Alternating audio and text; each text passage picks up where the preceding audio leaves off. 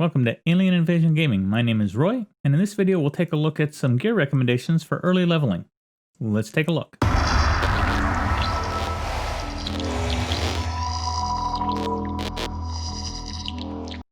This video is broken into two sections, one about weapons, one about gear. We're going to take a look at weapons first. So I think weapon selections can be a pretty personal topic, but here's my basic recommendation. If you're going to get scav kills, I suggest you take the Mosin or the SKS. And the reason for that is because you can get some distance from the scavs who in 12.6 have become quite a bit more lethal. And it allow you to take have better success, I think, getting your shots than if you try to get close and get them with a automatic weapon. Having said that, if you are trying to do PvP, then you're probably going to be looking to do more with an automatic weapon. And as such, you're probably going to want to take something like the PP91 Keter, even though that ammo isn't very good, and you're going to have to land quite a few shots if the other person has any armor on, unless you're getting face taps with that gun. Anyway, the point being that when you're starting out, your choices are limited, and I think you really need to pick the right tool for the job. And in order to do that, you need to decide before you go into the raid, what are you going to accomplish? Are you looking to get scavs for a task? Are you looking to have some fun with PvP? And make a decision based on that. The Mosin, the SKS, and the 91 Keter are both available from Prapor. You can buy them. The other two weapons that I want to talk about very briefly, the AKS-74U and the ADAR, are not guns that you can buy right off the bat from the level 1 traders when you start the game. You have to do what's called router trades, which means you're going to give them something besides money and they will give you the weapon. For Prapor, he will take 2 horse figurines and he will give you an AKS-74U, and it comes with a full magazine of BP, which is good early ammo. Unfortunately, there's no real good sights that you can buy, and so you're going to have to use the iron sights that are on the gun until you get to level 10 and you open up the flea market.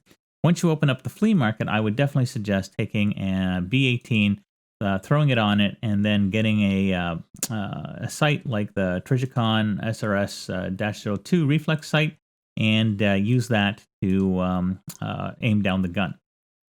The other gun, and I use this one pretty much in the early game, is the ADAR, which is available from Skier, level 1, as a barter with the rechargeable battery. You can get these in caches. You can find them in various areas around the raids, around the maps. I think you can usually find 1 or 2 in interchange with some good predictability in the electronic stores, although those areas are very congested, so maybe not ideal. I got mine through the caches located around the maps. Anyway, the point being, the ADAR is a very nice weapon. It doesn't come with any ammo. You're going to have to buy ammo, and you're definitely going to have to see about getting a larger magazine. It just comes with a 10-shot magazine. Now, one thing to note is that you have the ability now with a level 1 trader to replace the front sight. So if you do put an optic on it and that sight is getting in your way, then replace it with the Mark 12 low-profile gas block available from level 1 mechanic now for about 6K. And then you can throw a sight on it. I'm just throwing a Cobra on it because that's the cheapest sight at the moment. We're about 2.5 weeks into 12.6 white. And so that will give you a very serviceable weapon with a sight on it. It is not automatic, unlike the AKS-74U. So if you're a spray kind of guy, you're going to definitely want to look at the AKS-74U. But if you're looking for something that'll give you good damage over distance as well as up close, I think the ADAR is a really good gun. And like I said, I used it for a lot of my early games. Anyway, so in summary, any gun will work, but you should pick the gun based on what you're trying to accomplish and what you feel comfortable with. And for me, that was the Mosin and the ADAR for different things. If I needed a PvP, I would take the ADAR. If I needed to do scav kills, I took the Mosin, and I would try to snipe them from distance. I note that the other benefit with the Mosin is when you use it, you'll gain sniper skill, and you need that for several tasks later on as you progress. Okay, now let's talk about the non-weapon gear. So armor, meds, hearing assistance, that kind of thing.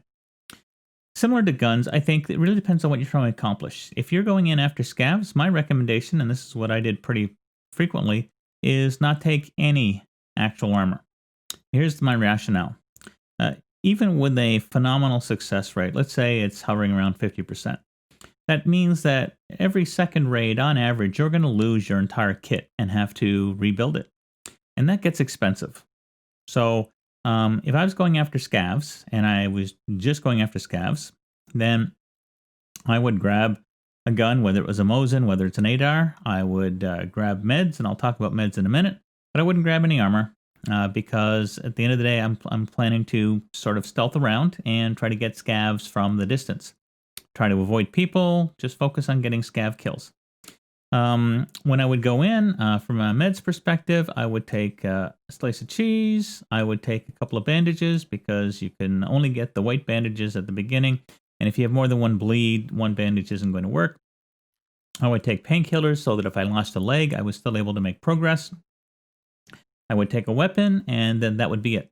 That would be my loadout.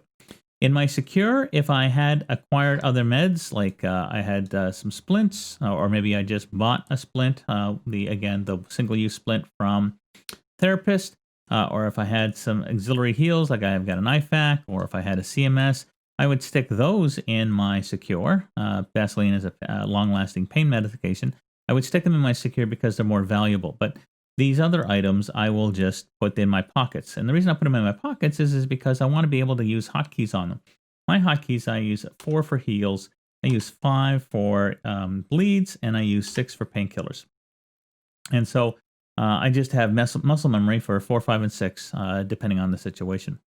Now, if I was going on a PvP hunt, or if I knew there was a good degree of probability I'm going to do PvP, like you're going into factory because you want to do some PvP, then at level 1, your options are fairly limited to basically the SSH-68 helmet. This is a very old style of helmet.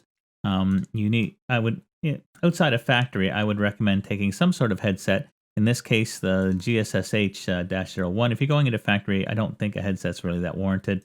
And then armor is the PACA. This is a class 2 armor, so it's not going to stop a lot, but it'll definitely stop, certainly if there's a low-level player, he's using a pistol or a Keter, it'll definitely give you some time to get some shots back down range towards him.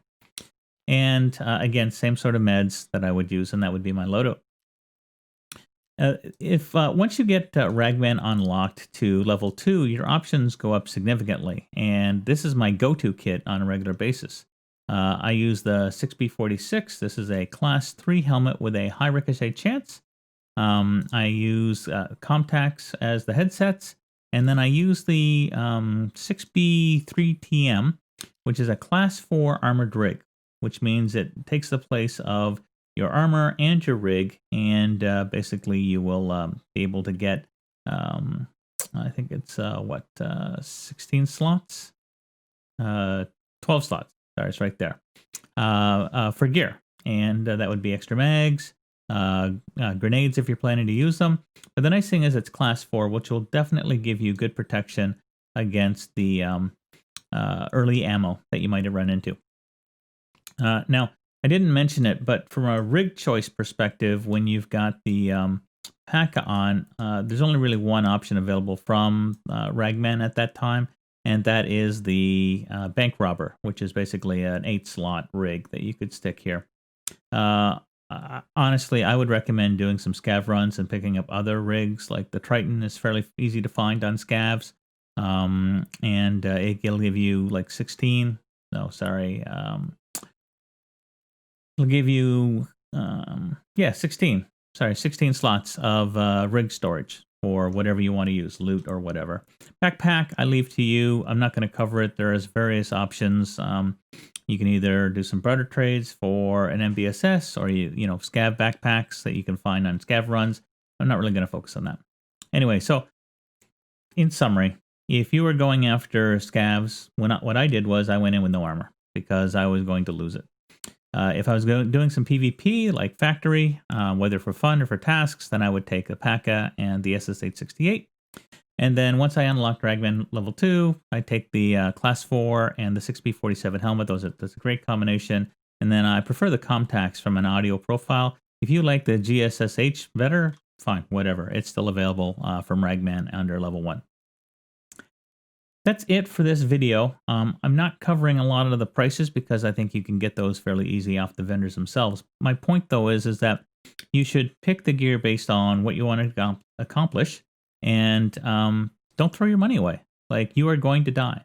I think my overall success rate is just hovering over 53. I've had 687 raids, and I've survived 367 of them. So I have replaced my gear basically, well, 300 and some time, and that gets expensive. And so you are definitely going to want to be taking smart decisions on the gear you take in. Don't throw your rubles away because you're definitely going to need them down the road. If this video was helpful for you, I would appreciate you dropping a like. It will help get more views onto this video, and it also tells me whether or not you're enjoying the content. If you'd like to see more content from this, make sure you subscribe and turn on notifications to get notified and when I put up another video. And that is it for this week. Thank you for stopping by.